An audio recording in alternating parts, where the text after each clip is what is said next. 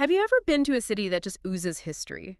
Like every corner you turn, there's a story waiting to be told. Oh, absolutely. It's like stepping back in time. Well, today we're taking a deep dive into one of those places. Ooh, sounds intriguing. It's called Chhatrapati Sambhajinagar. Chhatrapati Sambhajinagar. Okay, I'm already interested. It's in Maharashtra, India, and it has this incredibly rich past shaped by empires and dynasties. And even its name has a fascinating tale to tell. I bet. Just the name sounds so regal. Right. It was actually known as Aurangabad for centuries. Aurangabad, I've heard of that. But in 2022, it was renamed Chhatrapati Sambhajinagar. A pretty recent change then. What's the story there? It was done to honor Chhatrapati Sambhaji Maharaj. He was the son of the legendary Maratha warrior king, Chhatrapati Shivaji Maharaj. Ah, Shivaji Maharaj, a pivotal figure in Indian history.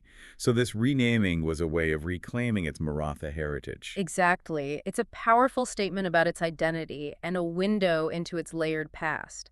Fascinating. So we're talking about a city with a deep connection to Maratha history, but also, I'm guessing, a lot more. So much more. We're talking incredible historical monuments, mind-blowing cave systems, exquisite textiles, and it's like a gateway to some of the most renowned heritage sites in the world. Wow, this is definitely shaping up to be a deep dive. You said it. For our listeners who are always eager to learn something new, we've gone through all the details to bring you the most fascinating and insightful aspects of this city. Perfect. We love those aha moments. Exactly. So let's jump right in. First things first. Where is Chhatrapati Sambhajinagar? Well, it's strategically located in the state of Maharashtra, India. Okay, Maharashtra on the western coast of India. Got it. And as we mentioned, that name change from Aurangabad is significant. It really is. It tells us that Maratha history is a big part of the city's identity. Absolutely. But the story goes back even further, back to 1610, when a powerful figure named Malik Ambar founded the city. 1610, wow. So it's been around for a while. That's right. He initially named it Khadki. But later on, it came under the influence of the Mughal Empire and was renamed Aurangabad by Emperor Aurangzeb. Ah, the Mughals. That's a whole other layer of history. Exactly. You've got Malik Ambar, a brilliant administrator, and then the mighty Mughals, all leaving their mark on this city. I could already see how this back and forth between different powers has shaped Chhatrapati Sambhajinagar. And that influence is still visible today in the city's monuments, its culture, even its cuisine. We'll definitely have to dive into all that. We will, but first, let's go back to that idea of Chhatrapati Sambhajinagar being a place of historical significance. It wasn't just a city. It played a key role on the stage of Indian history. I'm all ears.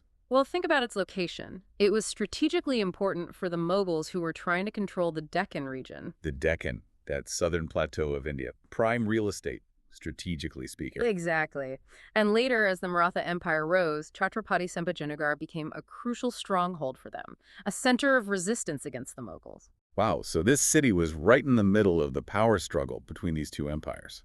That's right. Malik Ambar's choice of location back in 1610 was no accident. It was a place of strategic advantage. Smart move. And then, Emperor Aurangzeb, he spent a considerable amount of time in the Deccan. It's where he launched many of his military campaigns. And that made Aurangabad, as it was known then, a vital administrative hub for the Mughals. So decisions that affected a huge chunk of India were being made in this city. You got it.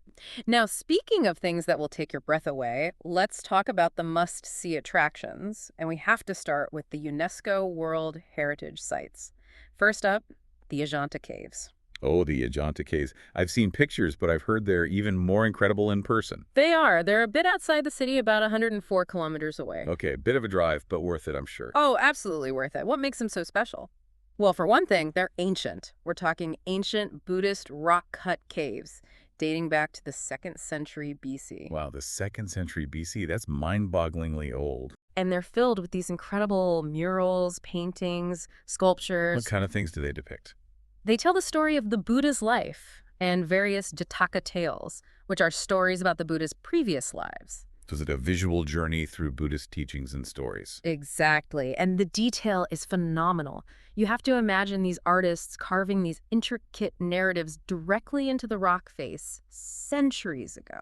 It's hard to even fathom the skill and dedication involved in creating something like that. Absolutely. And then closer to the city, just about 29 kilometers away, we have the Ellora Caves, another UNESCO World Heritage Site. Ellora Caves, okay. What's special about them? Well, they're also rock-cut caves, but they're unique because they showcase not one, but three major religions: Hinduism, Jainism, and Buddhism. Really?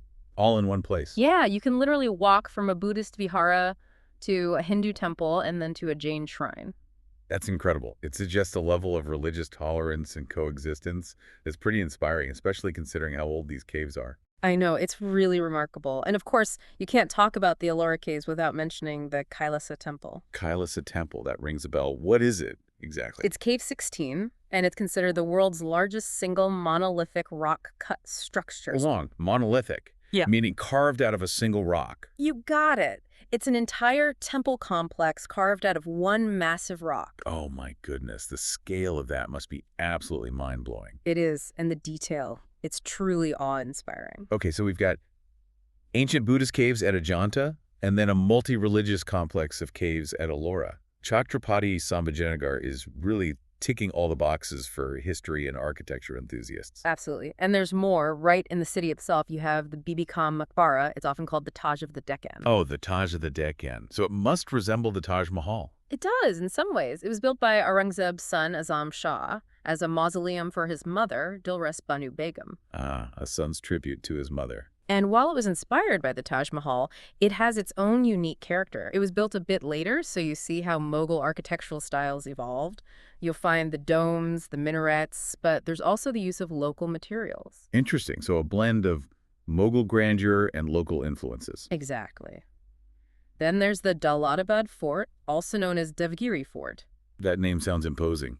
It is. It's built on a conical hill, which provides natural defenses, but the fortifications are truly impressive. What kind of fortifications are we talking about? They've got a series of gates, strategically placed defenses, even secret underground tunnels. Secret tunnels. That sounds like something straight out of an adventure movie. Right. They were designed to confuse and trap invaders. And the view from the top of the fort, wow, it's panoramic. You can see the entire surrounding landscape. I bet it gives you a real sense of the fort's strategic importance. Absolutely. And then there's the Panchaki. It's a 17th century watermill. A watermill. That sounds interesting. What's fascinating about it is the way it used water channels, underground channels, to power a grinding mill. So they harnessed the power of water for practical purposes. And it was aesthetically pleasing, too. The water flow created this artificial waterfall. Clever. So they combined function and beauty. Exactly. And speaking of beauty, Chhatrapati Sambhajinagar isn't just about historical monuments. It has a vibrant cultural scene, a thriving economy. It's a city that's alive and buzzing. That's what I love about exploring new places, uncovering all those layers. Well, when it comes to culture, we have to talk about the festivals. They're a huge part of life in Chhatrapati Sambhajinagar. Always love a good festival.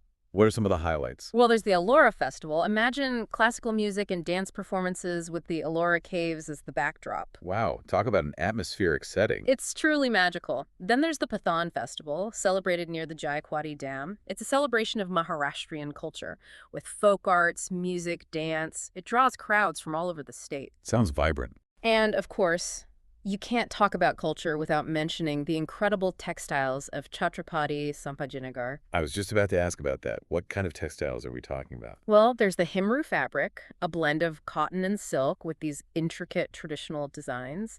And then there are the Paithani sarees, known for their vibrant colors, their incredibly detailed weaving. Paithani sarees, I've heard of those. They're those really beautiful silk sarees, right? They are. They often incorporate gold and silver threads. And the designs, they can be anything from scenes from nature to depictions of mythology. They sound like works of art. They are, and they're actually heirlooms, passed down through generations. Makes sense. They must hold a lot of cultural significance. They do. And they were historically quite valuable. They were even traded for gold. Wow. So they had economic importance as well. Exactly. And speaking of economics, Chhatrapati Sambhajinagar today is a major industrial hub. It's got a diverse range of manufacturing units, and it's also a growing center for education. So it's got a good balance of tradition and modernity. That's right. And of course, we can't forget about the food. Food is always a highlight for me when I travel. You mentioned earlier that you love a good curry. I do.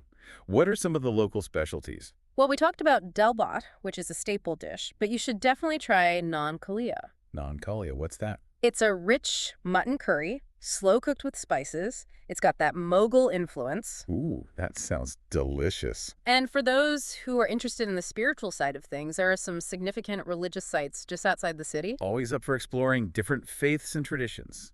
About 30 kilometers away, you'll find the Grishneshwar Jyotirlinga. Vrishneshwar Jyotirlinga. Okay, remind me, what's a Jyotirlinga? It's a shrine representing Lord Shiva, and this one is one of the 12 most revered Jyotirlingas in India. So it's a major pilgrimage site for Hindus. Exactly. And then a bit further, about 120 kilometers away, is Hazur Sahib Nanded. Hazur Sahib Nanded, that one sounds familiar.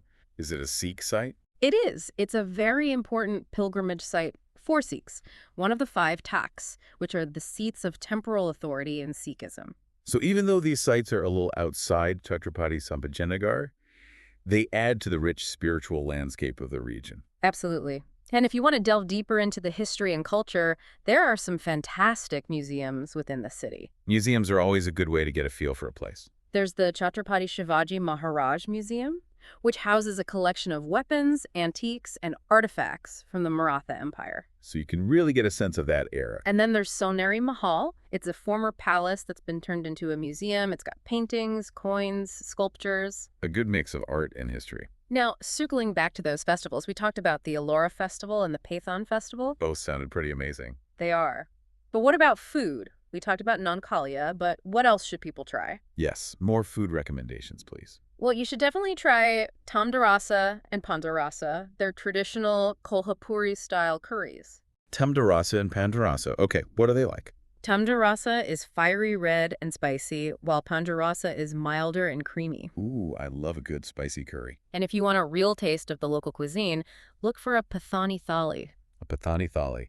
Sounds like a feast. It is. It's a platter with a variety of Maharashtrian dishes. Perfect for trying a bit of everything. So for those who are now inspired to visit Chhatrapati Sambhajinagar, how do you get there? Practicalities? Important. Well, it's well connected. The Aurangabad Airport, IXU, has domestic flights to major cities like Mumbai, Delhi, Hyderabad. Okay, so flying is an option. The Chhatrapati Sambhajinagar railway station is a major railhead. Good connections to various parts of the country. And what about roads? Well connected by road, too. National highways like NH52 and NH753F pass through or near the city. So accessible by air, rail, and road. Excellent. And the best time to visit. Always good to know. Generally October to March, that's when the weather is most pleasant. Makes sense. Avoid the extremes of heat or monsoon season. Now, if you want to bring a piece of Chhatrapati Sambhajinagar back home with you, where should you go shopping?